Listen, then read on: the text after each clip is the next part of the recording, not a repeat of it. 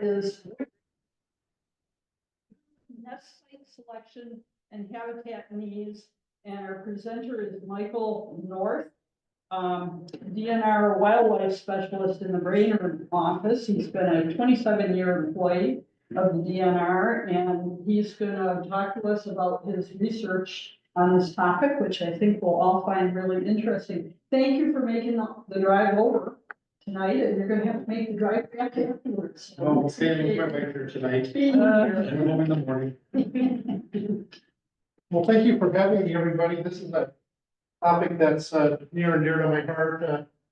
I started investigating woodpeckers back in 2016, 2018, and the DNR volunteer office helped me find some volunteers to work on a project for me, and boy, people around the state came out of the woods came out of the woodwork to really want to help study woodpeckers. I was surprised at the interest with them. My grandfather died several years before I was born, but he was the vice president of the Iowa chapter of the Ikes. And he also was involved at the national level somehow, but it's very foggy to me to what level he was involved in at the national level. So Ikes are near and dear to my heart. So this is maybe a little bit different title than I gave you to talk about, but it's the same subject matter. So. Moved a second ago. Well, it moved a second ago when I did it. This, Here. your screen sharing, share. Let's see, it moved a second ago when I did it, so. I don't know what changed. It always does this. Yeah, it's like it works and then it doesn't, so if you. Just want to do maybe if I'd say next slide or something? Yeah. Okay. It lets me do it, now it's not even. Okay, sorry, there's always something. That's all right. You think you got it figured out. Move my mouth. All right. I don't know what it's doing now. I swear everybody was working a minute ago. You may have seen it even move a minute ago, so this is the, There, it's just acting something like, funky. Well, there we go. So anyway, there are 9 species of woodpecker in Minnesota. I'll take the clicker just see if I can get it to work. yeah, If not, if you I'll- want the Yep. pointers on there too. So, this one here is the red-headed woodpecker, and here we have the yellow-bellied sapsucker and the northern flicker. And the flicker and the sapsucker are both migratory species. The red-headed woodpecker in most years is also a migratory species vacating the state, but if there's a real good acorn crop, they're apt to also stay for the winter. Then we have the granddaddy of all woodpeckers, the pileated woodpecker.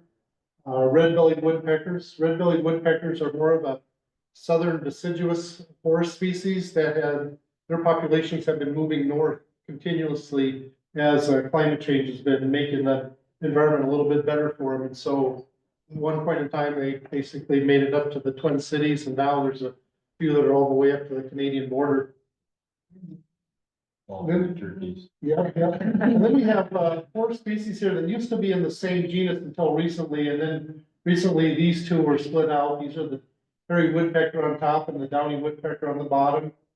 They are permanent residents here, and they have an affinity for deciduous forests or mixed coniferous deciduous forests. And then their 2 counterparts are also in the same genus, but a different genus now. And they're the black-backed woodpecker on top and the American three-toed woodpecker on the bottom. And these 2 species are species of coniferous forests. And they've often been described as having an affinity for forest fires in areas that have been burned, but that's a little bit oversimplistic here. They really do like lowland conifers as well as areas that have been burned over. There you go. See, it does it once in a while. Okay. Woodpeckers are really extremely important in the ecology of our forests for the main reason being that they are primary cavity excavators. And so they create cavities in the trees that are then in turn used by other species. And you can see here all sorts of cavities in this tree here. Over here is a cavity up here for a downy woodpecker nest. And After the woodpeckers are done nesting in a tree, the cavity that they leave behind then is now available for other wildlife species to use. And there's a long list of secondary users such as these wood ducks and fishers, and also several other waterfowl, owls, a whole host of songbirds, squirrels, bats, deer mice, pine martens, tree frogs.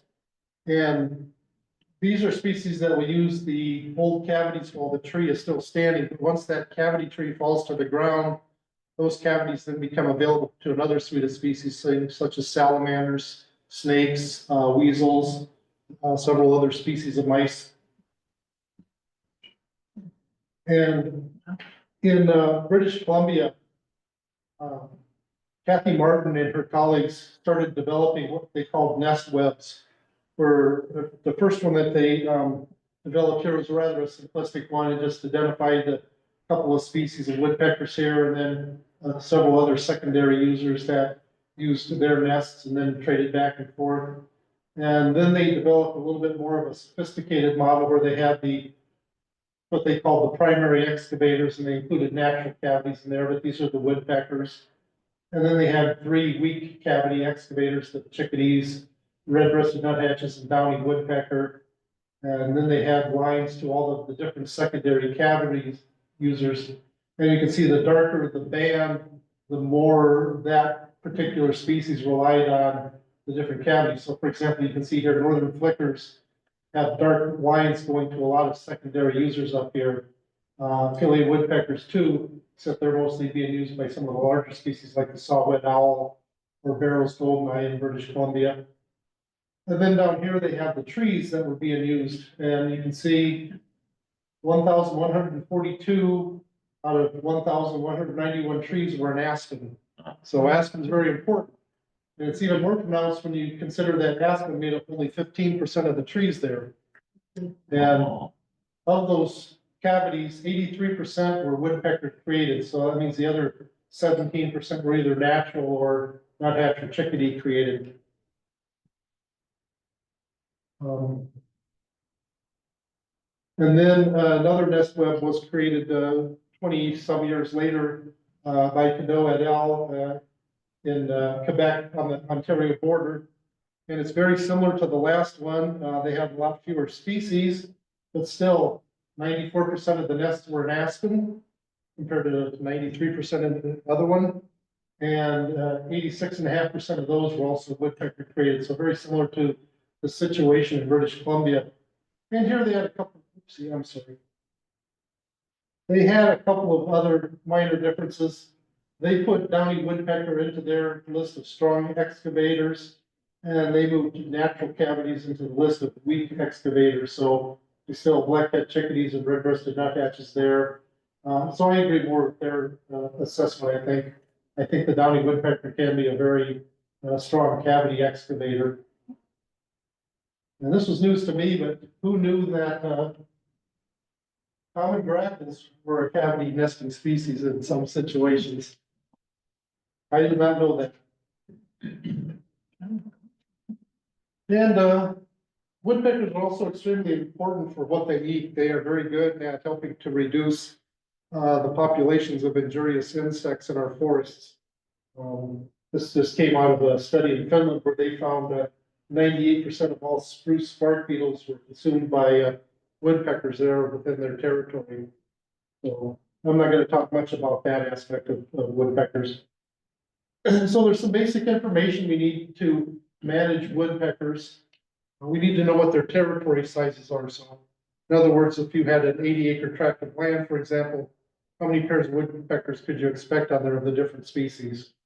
Then what tree species do they nest in? We already got a hint that it's aspen, at least in some parts of the country, but aspen don't grow everywhere in North America. And then are they, trees that are alive or trees that are dead? Most of the literature for up until recently really focused on dead trees, really expressing the point of view that dead trees were critical for woodpeckers and live trees not so important. The next question then is, well, what size diameter are these nest trees that the woodpeckers are selecting for? And then how old are those trees? Because we harvest aspen typically on a 40, 45, 50-year rotation here in Minnesota. Is that long enough to get trees to the size that they need? That hasn't really been studied. Oops, sorry. Uh-oh. Yeah, there we go. We'll get there. Okay. So this map here shows where some of the basic information was available to me when I started my study. And the green on this map shows where aspen occurs. And all of these stars indicate where there were some studies that were published in the literature. So I'll just go over those real quickly. Connor et al. Studied woodpeckers in the Jefferson National Forest in Virginia, just outside of the range of aspen. Jack Ward Thomas was a biologist with the U.S. Forest Service in the Pacific Northwest, and he published a giant tome on habitat management in one of the mountain ranges there. And he based his whole book off of really the cavity nesting species and the woodpeckers that created the cavities there. And some of you might know who Jack Ward Thomas was. He became the chief of the U.S. Forest Service under Bill Clinton's administration. Yeah. Then Rundy and Kaplan studied woodpeckers in Vermont.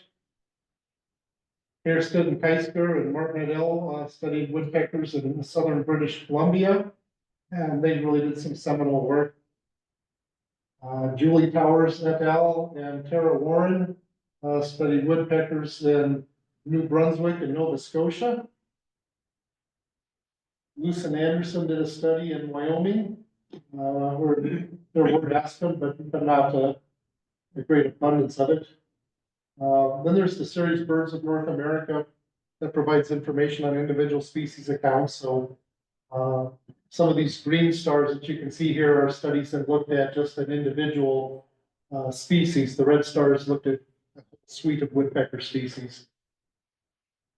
Then Anderson in 2003 worked for the U.S. Forest Service in South Dakota, the Black Hills, and assembled a lot of industrial or institutional information there into a publication. Tozier et al. Studied sapsuckers in Ontario. Cook and Hannon did an excellent study on the border of Alberta and Saskatchewan.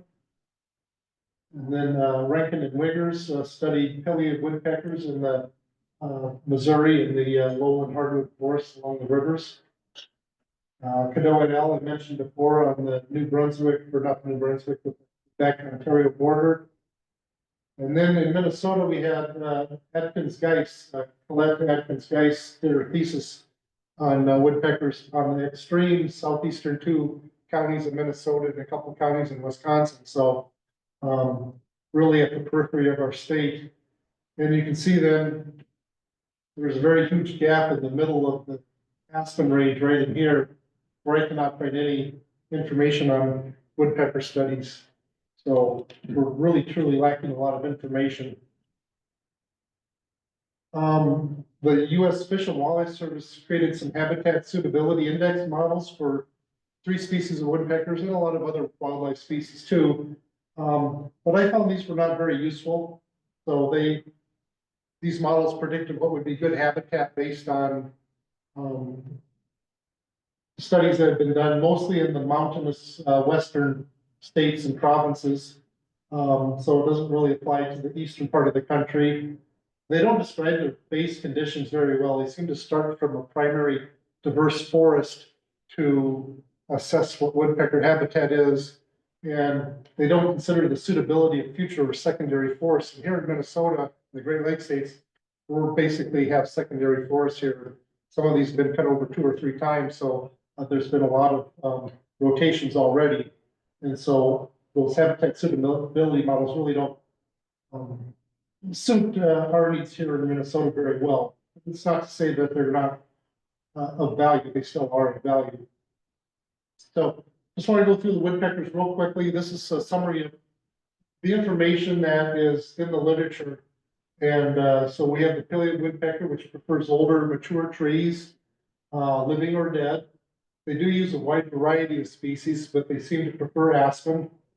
In some places, they often nest very close to water, in riparian situations. And in the Pacific Northwest of the US and across Canada, a lot of those provinces use pileated woodpeckers as an indicator species for sustainability modeling and determining harvest levels. And then there's a lot of secondary users of pileated woodpecker cavities. These are our bigger species like our waterfowl, owls, kestrels, fishers, pine martens, gray squirrels. The pileateds do something that other species don't too, and that is they create a lot of wintertime roosts. So they'll have one nesting cavity, but they might create 6 or 7 other cavities for use during the wintertime in their territory. So they produce multiple cavities for other species. Northern flickers, they prefer dead or dying trees for nesting, and they're often in cutover areas or savannas. They like open settings. They also use a wide variety of species. And they're the primary supplier of nests for secondary users such as buffleheads, kestrels, and some of the smaller birds like tree swallows, bluebirds, and gray squirrels. And this is an example of a nest web that was from interior British Columbia. It was described from there by Martin and Eddie. So in there we saw that aspen was kind of a limiting factor. 15% of the trees available in British Columbia in their study site. And in their study site, northern flickers were the keystone species for providing cavities for 22 other species that use their cavities. And they noted that pileated woodpeckers there were of secondary importance in this cavity web. So in that setting, northern flickers are the keystone species. We go to the Caribou Parklands, also in British Columbia. Erskine and McLaren, they're famous for buffleheads and studying buffleheads, but they also developed a nest web, or described a nest web that started with aspen. There again, northern flickers were the keystone species and provided cavities for buffleheads. They specifically noted that old yellow-bellied sapsucker nests there were not used. So size is important here. The downy woodpecker, they prefer aspen, but they also will nest in oak trees that are living for nesting.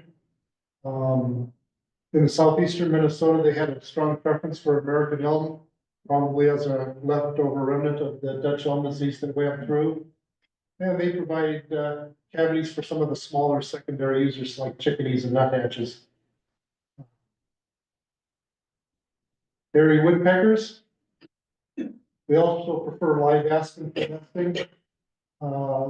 They use secondary users that are common to them, great crested flypeckers, nuthatches, eastern bluebirds, flying squirrels. Then we have the yellow-bellied sapsucker. They prefer living aspen and mixed deciduous forest for nesting. They have a very strong affinity for aspen. You can see. Northern Minnesota, this is my data from a while back, that they really did prefer aspen and live aspen. And then Coletta and Skies found a similar pattern in southeastern Minnesota, where very strong preference for aspen and living aspen. This is an important, whoopsie, excuse me. We'll get there. They will drill through thicker live wood than other species, so keep that thought in mind, that they, because this will be important later on. A lot of secondary users for yellow-bellied sapsucker nests. They seem to have more secondary users using their nests than, say, the hairy woodpecker, which is the same size as the sapsucker. They produce holes that are almost the same size too, entrance holes that is. So there's a question there. I'll tease you. Why do more species use sapsucker cavities than, say, hairy woodpecker cavities? And I will say, the literature is very weak on identifying these secondary users. You know, we know what they are, but they haven't really been studied very well. Another thing that's sapsuckers do that's very important and unique is they create these sap wells in the trees where they can suck sap out of them. This is the sap well right here, kind of a pattern holes drilled all the way around a tree. And these sap holes are used by foraging by hummingbirds early in the spring. Bats and squirrels and insects will also forage in those sap holes to get sap. And then the adult sapsuckers will dip the food in the sap well before taking it to the young to feed their young. So there's something in that sap that's important to the young too. And most nests have a sap well very close by it, so 50, 100 yards away is that sap well tree. And they use a variety of trees for their sap wells. So this is just a quick nest web that was identified or described for yellow-bellied sapsuckers. This was in Algonquin National Park in Ontario. And there, when large diameter trees were harvested, there'd be a few leaf trees left behind, but the flying squirrels that use those natural cavities in these larger trees now lost their cavities, and so they then turned to taking over yellow-bellied sapsucker used cavities to for their own use. So yellow-bellied sapsuckers were a keystone species there, providing that alternative cavity site for flying squirrels after a harvest has occurred. Red-bellied woodpeckers, I don't really have very much data on them from myself. Claudette Atkins Geis did find a few nests. She had 29 nests, so this is data that she had on the average size of the trees that they use and the different species. So again, they use a lot of American elm, following the Dutch elm disease, basswood, quaking aspen, important there too. So then the question becomes, well, what are the nest tree sizes that these different woodpeckers use? And what are the aspen ages that then meet these woodpeckers' nesting needs? So these data come from various studies that I gleaned from the literature. None of my data is in here now. And so we have information on the minimum size trees in this.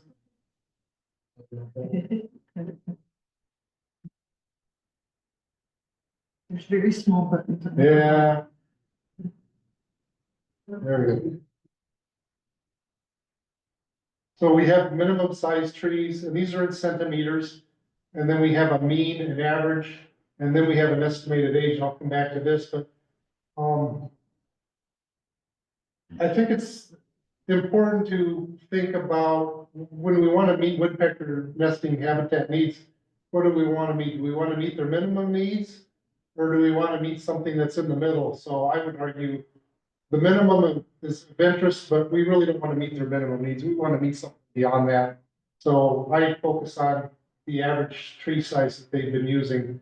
And so with affiliate woodpeckers, the data in red is kind of what I picked as the typical information. For example, here, 30 to 33 centimeters seems to be the minimum for affiliate woodpeckers. A couple of exceptions of smaller ones, and then to get into the Pacific Northwest, they need really big trees.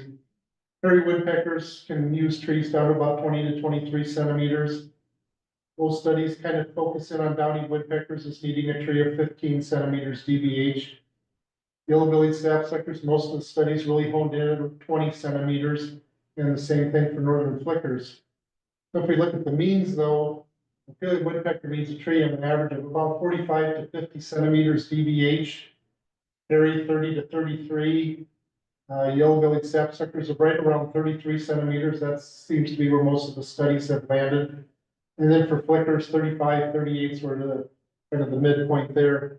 I didn't highlight anything in downy woodpeckers because downy woodpeckers are a little bit unique in that if you just take an average size of the aspen trees that they nest in, they have a very small diameter on average.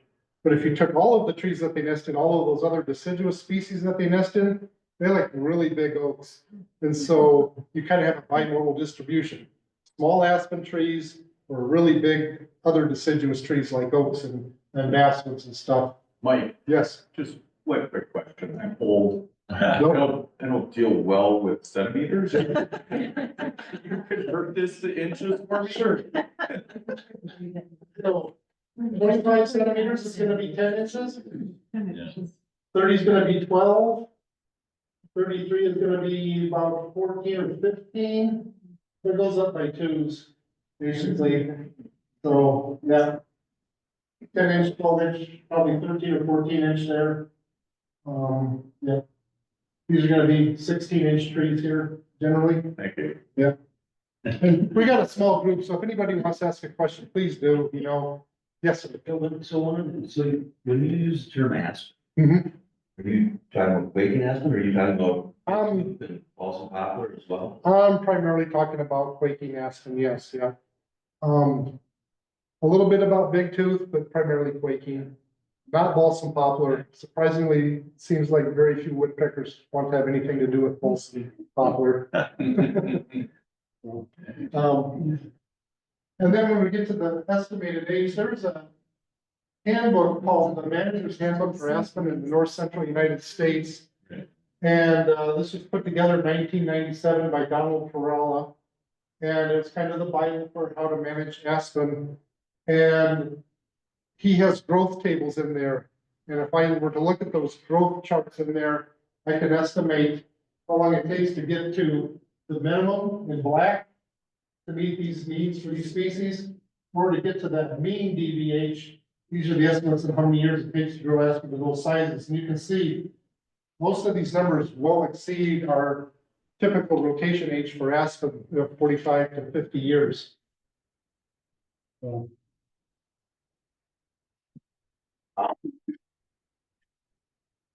So these are some of the results I've collected over time. Part of what I want to tell a story tonight too is how we get information incrementally, just kind of start to build some information, and then that little bit of information we get raises questions and leads to other questions. And so I want to talk a little bit about how we've accumulated some information. So from 1985 to 2017, I collected a lot of data on some incidental nests that I found.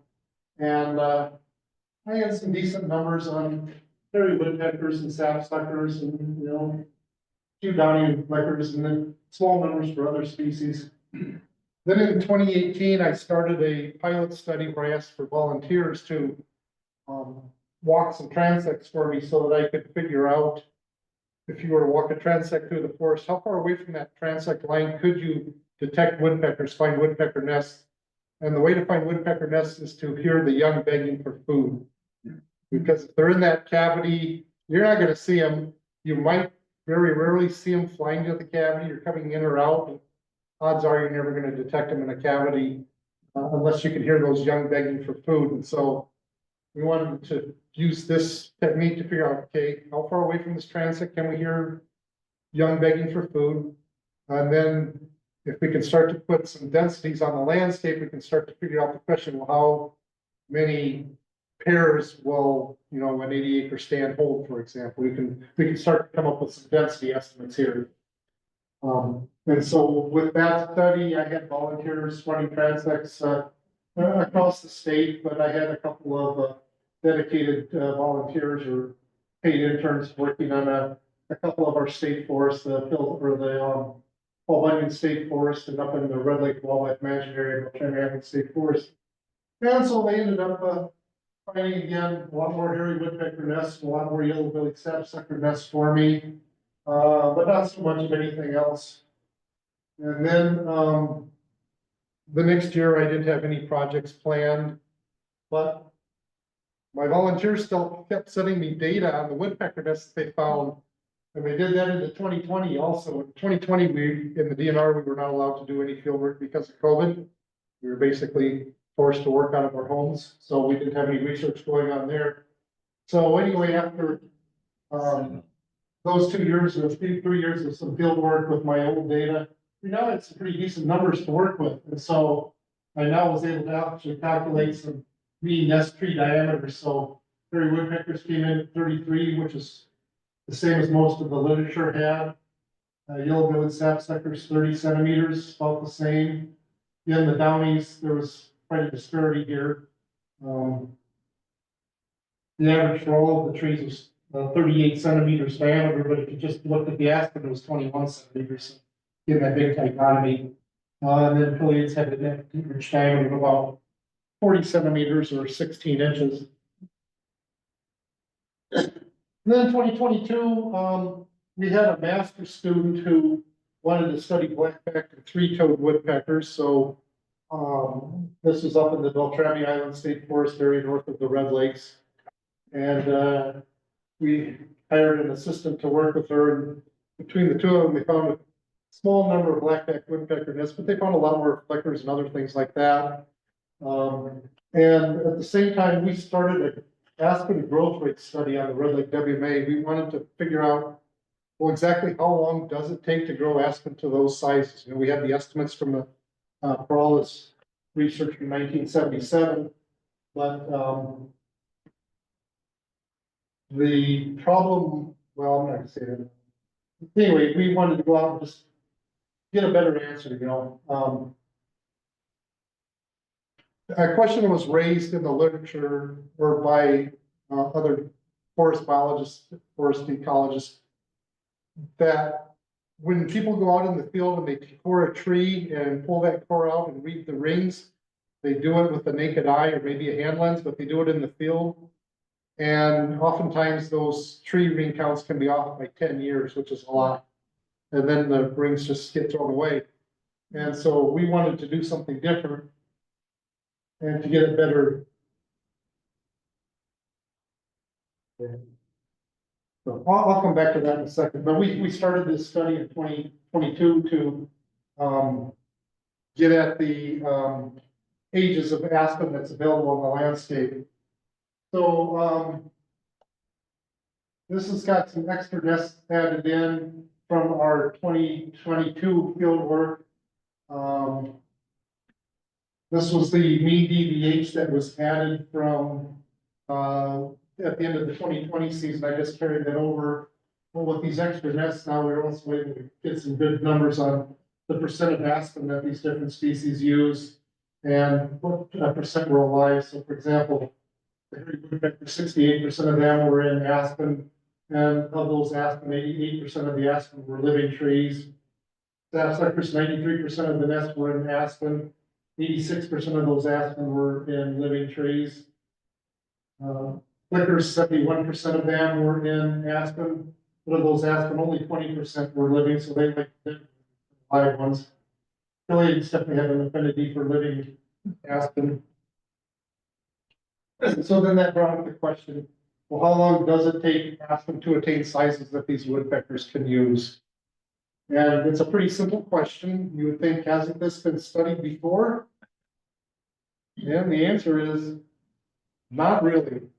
This came to light in 2021 when a guy named Michael Carson defended his thesis at the University of Minnesota. And he wanted to take that all the paper and look at where did the information in there come from. He wanted to really dissect it because nobody else had really done it. And so he followed it out. And, some of the data came from a couple of studies in the 1950s, but there was no information on who did the studies, where the studies were done, what the methods were. It's just kind of out of the blue. And then he was able to track some references down and stuff, and where do they come from? And they all seem to feed back to the same spot, to this paper here by Kittredge and Gervakitz in 1929. That seemed to be where the original data all came from. That was used in 1977. And then he looked, well, where did Kittredge and Gervakitz get their data? And he followed that out, and he found that there was some other studies in the 20s that had, he knew where the data came from, but they never had any information in there about their methodology. And so we only found one paper that had references and methodology listed there. So in the 1920s was a time when aspen was considered a waste species. We wanted to get rid of it and replace it with pine plantations. So so I took all of those thresholds that I mentioned earlier for woodpeckers, the minimum DBHs, the mean DBHs, and I put them into little bins. So you had 15 centimeters is this minimum size for downies. 20 centimeters is the minimum size for these species. 25 centimeters is an interesting one because, as a woodpecker guild overall in British Columbia, 25 centimeters seem to be the size where they would select trees above that size more than they are proportional on the landscape. So they're selecting favorably for them. And trees below 25 centimeters, there was an abundance of them on the landscape and they weren't selecting that many of them. So then again, 30 centimeters is the mean nest size in Minnesota for hares and yellow-bellied sapsuckers. It's also a little size for bat roosts. 35 centimeters for mean nest size for hares, sapsuckers, flickers elsewhere, minimum size for affiliated, and so on down. So what I wanted to do was to ignore the 15 centimeter threshold, because if we meet any of these other species needs, we're gonna meet the needs for the minimum needs for downy. So I wanted to collect 15 trees around each of these 7 thresholds for 105 trees. And I put together a panel to guide me and make recommendations for my study. They said, well, we should look at native plant communities and those types. So they said I should be doing this for both mesic hardwood plant communities and fire dependent conifer, mixed conifer deciduous forest communities. So I had 2 different native plant communities, so I needed 105 samples times 2, so 210 samples was our goal. And we went out into the Agassiz lowlands up here in northwestern Minnesota, and we collected our samples in the wintertime by coring trees. The red ones are fire dependent communities that we sampled here. The green ones were our music hardwood communities, so they're all intermixed. It was all done on the Red Lake Wildlife Management Area. Because it's a wildlife question, it's not a timber production question. And then what we did that was different than anybody else is we took our spores back to Bemidji State University and we mounted them and we read them underneath a microscope so that you could get a very accurate reading and you could keep that core for posterity to refer back to it again. And so we did that. And this is kind of what we came up with as a chart. So this chart is all 211 cores. And it's kind of the spread. So here we have the age of the trees down here, plotted against the diameter of breast height. And the line here is the mathematical equation that defines the scatter of these trees. So if you want to think about it this way, any trees that are below this line are slower growing than average, and any trees above this line are faster growing than average. And we ended up combining the 2 data sets because when we plotted each one individually and calculated the regression line for them, they were virtually identical. There was really no difference between them, which was a real surprise to us. And then these are the results we came up with. So again, we want to meet the minimum needs for downy woodpeckers. These are the beds we put them in. So we had, we were trying to get treated. Well, we got the smallest core we treated we had cord was 18.3 centimeters. So up to 20, we had 8 of them. The minimum age of those trees were 32, maximum age of 60, and on average they were 43 years old. So our rotation ages are barely even meeting the minimum need for downy woodpeckers on average across the landscape. To meet the minimum needs for sickers, sapsuckers, flickers, and hares, again, minimum age of 32, maximum age of 63, and average of 45.8. And you can see as we go up the scale here to the different thresholds, the mean age goes up pretty nicely too. So if we want to meet the needs, let's say for fishers, wood ducks, barred owls, mean age of those trees is almost 80 years old.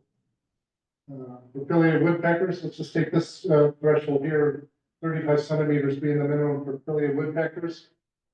The minimum age was a tree of 43, max 88, average age almost 68 years old for affiliated woodpeckers.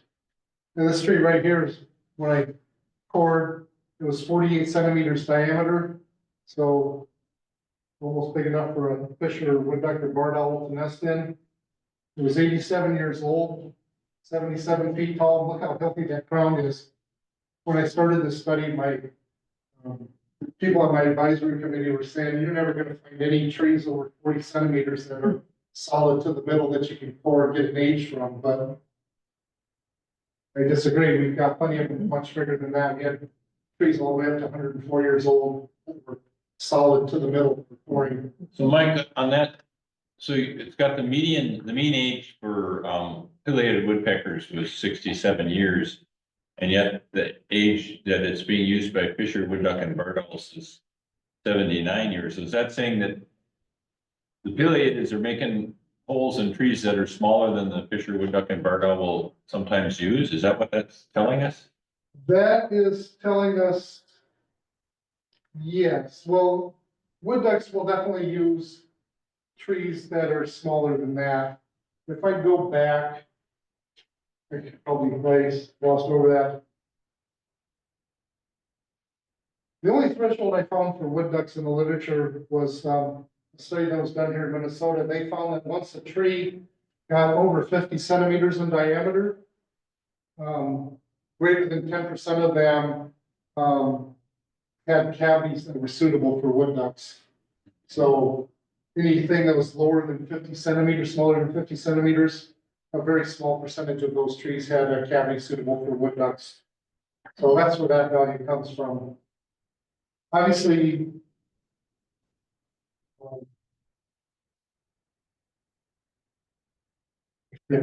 yeah, these figures are what's out of the literature. We have not studied in Minnesota what fishers are using here in Minnesota yet. Okay.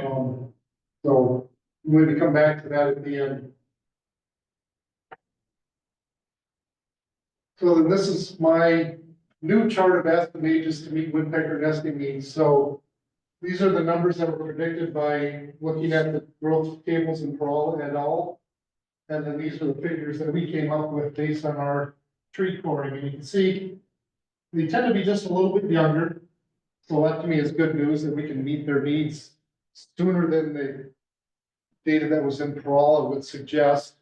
And there's probably a couple reasons why this is true. Again, Peralta's data came from the 1920s. And in the 1920s, those aspen were the remnants of the first cutover of the pine woods. And so that was the first generation of aspen. They didn't have the best established root systems then. And so once those trees got cut over, were regrown and cut over again and regrown, they laid down much better root systems. So in theory, they might be growing faster now because they have a better root system than they did in the 1920s. Another thought too is that there's a lot more carbon in the atmosphere because of our burning fossil fuels. So there's more for the trees to take in. So you want to think of that as a benefit. It's maybe a reason why the trees seem to be growing a little bit faster now than the old data would have suggested. Does that make sense?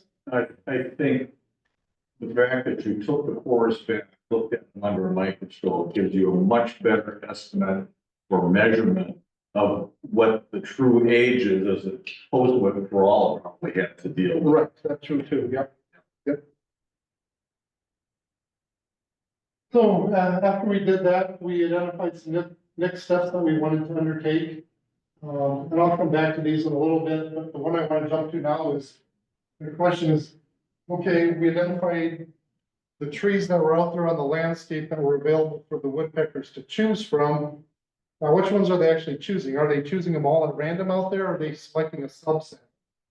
And so we had another graduate student, Casey Molesky, 2023 and 2024, looking for nests with a couple volunteers. And in her first year, she found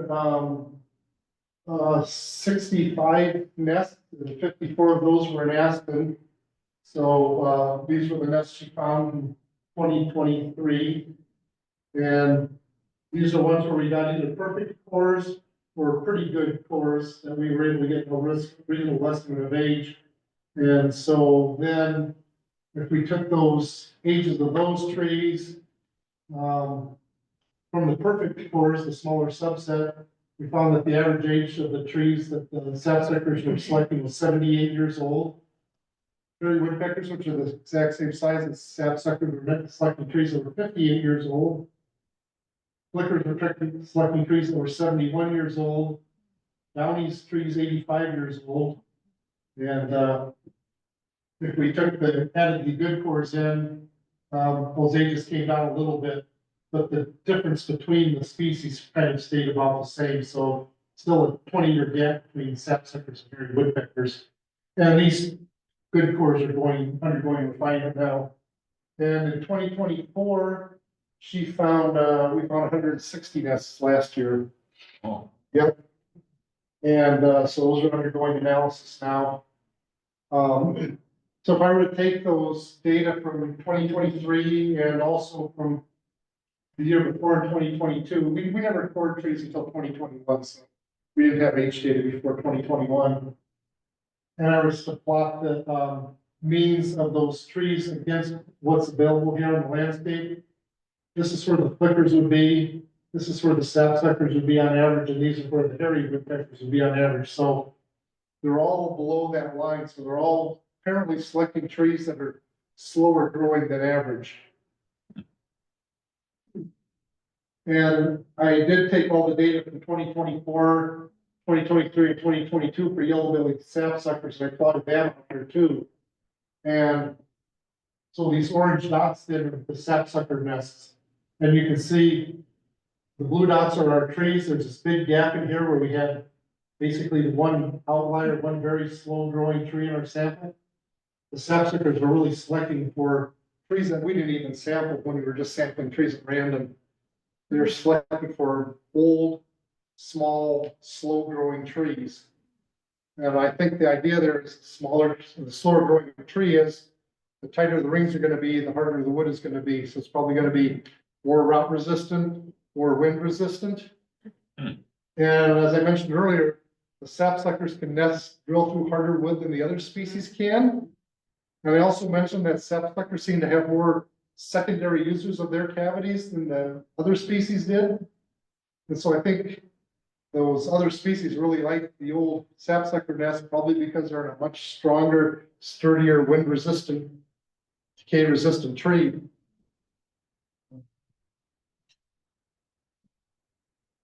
So just a little bit of summary data, woodpecker data for the Agassiz lowlands.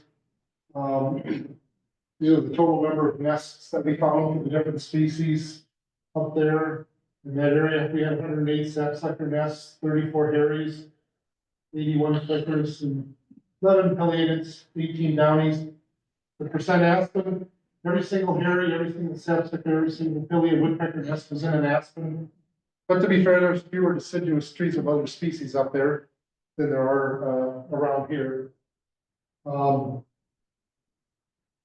Flickers still preferred aspen, and downies did too.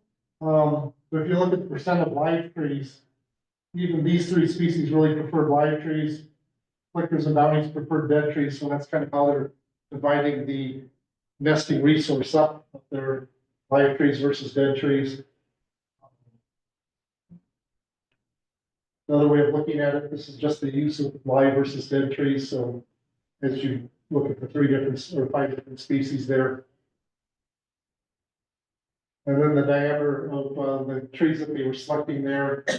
So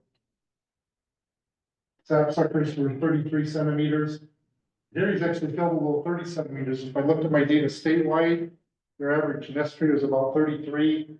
If you just looked at the data there, it comes out underneath 30. So kind of really look statewide, it's hard to take data from one spot and apply it broadly to another spot.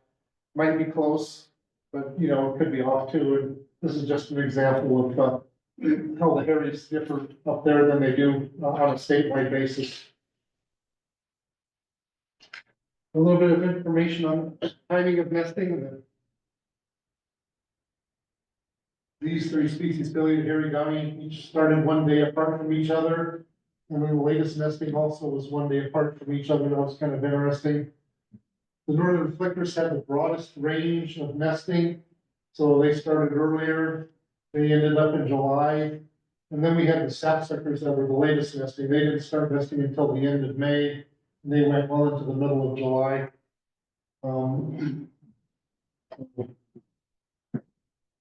Which is probably the difference between the migratory species and the non-migratory ones. So back to the next steps, in 2022, we wanted to expand our study to other native plant communities and other locations, so we did do the same study in the Mille Lacs WMA in central Minnesota. And our fisheries people are doing the study on their aquatic management areas here in St. Louis and Lake County. And they've got about 2/3 of the samples that they've collected. I also wanted to expand this to big tooth aspen habitat and prime fisher and pine marten habitat. So I have collected 70 out of the 105 cores that I've targeted so far. And it is in fisher habitat, but it's outside the range of pine marten for all practical purposes. Actual wildlife use, like I said, Casey's been doing that study. She had a grand total of 225 nests. We can also take all of those nests that we found and plot them on our forest inventory data, because most of these nests were on state forest lands or wildlife lands that we have inventory data for, so I can look at the stand ages. And interestingly, they are selecting a lot of timber stands that are in the 40 to 50 year range. So younger than the trees. So I think that means that the forest guidelines that our Minnesota Forest Resources Council established for good forest management in terms of leaving leaf trees and stuff like that seems to be working. I've been interested in looking at within stand conditions at various location ages. That hasn't been done. We want to create nest webs for Minnesota like they've done in Canada. And we've had a kickoff meeting to start that. And we did that in September 30th. And it's in conjunction with an ongoing wood duck study that our wetlands research people are doing in the DNR. And a new Pileated woodpecker study that's getting started through NRI. They got an LCCMR grant to study Pileated woodpeckers. And also along those lines, we started permanently marking nest trees in 2023 and 2024, so we can go back and say, oh, that cavity right there was positively used by a yellow-bellied sapsucker or hairy woodpecker, whatever year it was, and now this year it's being used by, you know, whatever, a red squirrel, a house wren, something like that. And then we want to develop some best management practices, and our graduate students are starting this, and we also have a project going on called Forestry for Minnesota Birds. Ollie's familiar with that. That's coming to fruition here this month or next month. One of the printers soon, I guess. So some of our findings are gonna show up in the recommendations there. So I just want to acknowledge the people that have helped me with this. Our study leaders have been Samantha Jones and Brian Hill from Bemidji State University. Graduate students Casey Molesky and Caitlin Bergstrom. And we're hoping to bring a new one on starting next year to look at mammals. We have Beth Severhoos is a retired nurse manager in Warroad, and she's the best scientist I know out there as a birder. She can find birds like you wouldn't believe, and she puts up with the insects. And, she's an extraordinary photographer too. A lot of those pictures you saw in here were her photographs. So she's been our contractor up there, but worked for us in the DNR and also worked for our grad students. There's statistician Verity St. Louis, Richard Memel, and Charlie Tucker at Red Lake WMA helped us get it going and provided logistics for us. And then we have a couple, Kelly Larson and Carl Newman, that have been donating $10,000 a year to our project for the last 3 years. Yeah. And then a whole host of volunteers. This isn't all of them, but just the ones that have been more involved than say the others, for example. So with that, we'll answer any questions or take any questions. Mike, have you looked at the use of cavity trees in terms of where they're located in the forest? So what I'm thinking of, like a cavity tree in the midst of a standing forest at similar age, is that used more or less than say a cavity tree left out in the middle of a cutover area. Have you looked at that aspect at all, or any thoughts on that? Yes, so for secondary users, they do like those cavity trees that are out in the middle of cutover, so. Eastern bluebirds, tree swallows, flycatchers, like great crested flycatchers, kestrels. But how about the woodpeckers as far as using them, The flickers, making cavities? Does that make a difference? it does, the flickers like to be out in the open, Okay, so they will use cutovers, or they also use edges. All of the other woodpecker species really seem to prefer an edge too. They don't want to go too far into the middle of the forest if they can be at the edge, so they like some sort of edge effect, whether it's, you know, a road causing the edge, or a lake causing the edge, or a timber harvest causing the edge, but they definitely are edge species. interesting. Yeah. How about height off the ground? That's pretty variable, but they're usually about, I would say, 1/4 to 1/2 of the way up the tree. But seem to very often go about halfway up the tree, but they will. And they don't go too low either, so they're kind of in that 25 to 50% up the top height of the tree. Yes, My kid in the program, woodpeckers and nesting, and I find myself distracted a bit by bear's weasel. It looked to me like an innocent layperson like myself could come to a conclusion that faster logging rotations might have something to do with it. well. Could be, I think that has been postulated. Martha can probably talk to pine martens, because I think you've looked at pine martens on the national forest versus on state lands, and what did you find? Yeah, it's a variety of things, Dave, but that's, the prime suspect is that we don't save these larger trees, so that we don't have large enough cavities for the females. And they don't just need one cavity, they need several nearby, because they move the kits, shortly after they're born several times. And so, they don't like a cavity, tree in the middle of the clear cut. So even if we have a clear cut with reserve trees, they need like a 1/4 acre or so of surrounding vegetation, and not just a snag sitting out in the middle of the clear cut. And so also, bobcat populations have just exploded for the last 10 years or so. And they seek out and will hunt the female fisher and white martin and the kids. So that's another, kind of issue. So that's kind of not to distract us further, but part of our estrangement with key management. But I think we've had a presentation by Ryan Hennessy, who does the photography and the trail cameras kind of thing. And he's the one, and Michael Joyce at NRI and U of M, Twin Cities, that have been putting out artificial nest structures for fisher and pine marten to try and get at that thing, like we did for wood ducks millions of years ago when we were young, and not a whole lot of success using those artificial structures. I think that's part of it, and talking to our. Yeah, it's a issue, but for sure, large trees are an issue. It's, What seems to at least stand out to me from the data that you presented is my interpretation is that there's more of an affinity of the age of the tree than necessarily the size.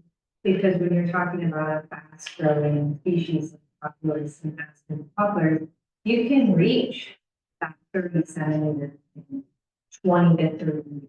They're still choosing an older tree and almost a more sophisticated tree. So even if you try to create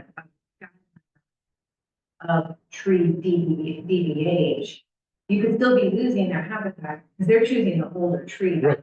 yes, yep. Mike, can you repeat the questions up front so Sure. people online can hear it? She was saying that the data shows that animals are choosing the old trees as opposed to trees of a certain DBH. Yes, I think you're correct. And then that does lead to a problem of, well, how do you identify good leaf trees then? Because we don't have ages on all those trees that we could select. And so the best I could argue was, if we're naturally gonna leave 5% of the trees in an area, then maybe we should leave 10% of the trees, so we have an increased likelihood of getting some of those older ones retained. Or if we're naturally gonna leave 10% like we do on our wildlife management areas, maybe we need to leave 20%, so we increase the odds of getting some of those trees. There's actually some really interesting research. It's pretty early and still in process through NRI, and Alexis Brady and the bird group. But they're doing some experiments with shapes of cutting, like if you did it in a circular or different strips, and like, how does that affect the bird population in particular is what they're looking at, which obviously would be beneficial to most populations of animals. If you change the style of how you're removing trees, instead of these big swaths, just clear cutting, can you go about it in a different way? Right. And leave that habitat, but still get the lumber. That's one way to do it, just have more irregular edges. Exactly. Yeah. And I think for the sapsuckers too, another thing you could do would be to identify those sapwool trees and know that they're gonna be nesting probably within 50 meters of that sapwool tree. So if you're gonna leave a cluster of trees as your leave area, centered around that sapwool tree so that you're more apt to include their nest tree in their territory in there. Mountain ash involved. They love Yeah. mountain ash, they love basswood, yep. Apple Yep. trees. No. So have you been able to kind of glean or get a sense of the density of some of these particular species of woodpeckers in areas? Yeah, no, not really. It is tough. And when I did that transect work in 2018, trying to get at that, the thing I found then was you could run this transect through the woods, but those nests are gonna be at the beginning of the transect by the road, so they're not out in the middle, it's just hard to come up with a density, estimate that's realistic. Yes. Mike, just thinking about that scatter diagram, the trees that are below and the trees that are above the line. If you've got the ability to look at the phase 2 inventory data and look at stand density, that might help you determine, birds using those more dense stands or the less dense stands. You're already talking about they like edges, so maybe those less dense stands, maybe ones that are already beginning to fall apart a little bit, might be one of those key factors for the birds selection of trees. So we have a GPS point for all of our nests. We can map them all. We have the forest inventory data for each of those sites. And we have it reserved or cataloged or backed up, so we can go back to inventories back to the 1990s. So it's something we could look at, we could look at the density of the most recent inventory to that time period and look at tree densities, tree heights, site indexes, all that stuff. I'm just thinking if you've identified the tree and tagged the tree, maybe just swing a quick plot to get the basal area would, because the inventory data is stagnant. And over time that changes because of the stands just change in age. But if you do it at the time of that the bird is located there, then you've got a pretty good idea of what the basal area is and maybe whether that's playing a factor in what the birds are doing. So, So our study's not funded by any grant or anything like that, other than it's just the people that are giving us $10,000 a year, God bless them. Yeah. And then the university, their monies that they have available for graduate students, so that's where our money's coming from. Plus, well, in the DNR, we can find, $5,000 or $10,000 here and there out of our station budgets to help with logistics and stuff, so it adds up to something that's doable, but we don't have any LCCMR funding or SART grants or anything like that to do this research with, so. Kind of still down at the base level, stuff collecting that initial data, trying to paint a nice picture of what's going on and get enough nests we can do, have good sample sizes. Have you looked at the relationship to site index at all? I'm wondering, are the slower growing trees, they tend to be in poor site index sites? I haven't looked at that yet, but I Okay. do have that data. Yeah, but I haven't looked at it yet. You could probably take the Minnesota Atlas and look at some of that and overlay it pretty tightly to where you have your GPS locations too. Mhm. I don't think you'd have to go get that information yourself. One question I had was, how do you determine which bird is which? If you're not able to actually see the bird, you're listening for nests. Can you just hear the difference between these types of? No, what we do is we just find the nest by the bird calling, and then we just, it takes us to the nest, and the parent's always gonna be there within a matter of a Gotcha, few so you minutes. wait, We okay. just wait, yeah. They're not far away. Mhm. Affiliates might be a long ways away, but the other species are all close by. Well, reuse for, woodpecker reuse, same species, use the same, Sapsuckers will often use the same tree, but not the same cavity. Flickers will sometimes use the same cavity that they did before. And flickers will also sometimes use the cavity of a stem. Just make it bigger entrance, so they're more apt to reuse one. All the others. Pilea's reuse, I think. At least Um, I've seen them go back. Well, I know they do that with the roost cavities in the wintertime. I don't know about nesting cavities. I have one example. One example? My parents had a tree every Yeah. year. Yeah, Who knows if it was the same pair, but more likely they it's were always there. the same one, yeah, same tree or same. same hole. Same hole. tree. Maybe it was one big enough. Sorry, one more question. What in your, like, best wishes would be the outcome? How do you hope people will use this data? Within the DNR in our wildlife management areas and our fisheries areas, I think it's going to, allow us to either maintain the same rotation age of 60 years that we're applying now, or even maybe bump it up to 65, 70 years for aspen. I don't have a lot of hope in changing what's going on in forestry administered lands, because they really do have a mandate to get timber out.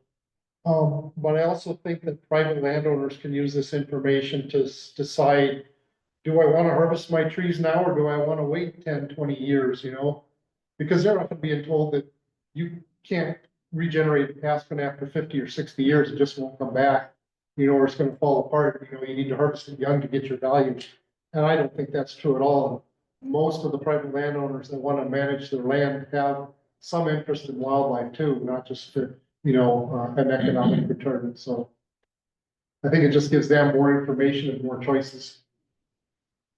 You gotta have some areas that just no harvest, leave them alone, I mean, yeah.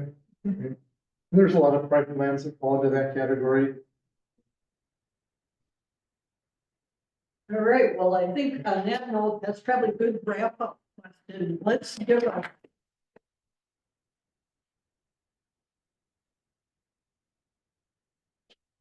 fascinating talk. I meant to mention at the beginning, but I didn't, that we were recording. So this will be available on our YouTube channel if someone who missed it would like to see it. And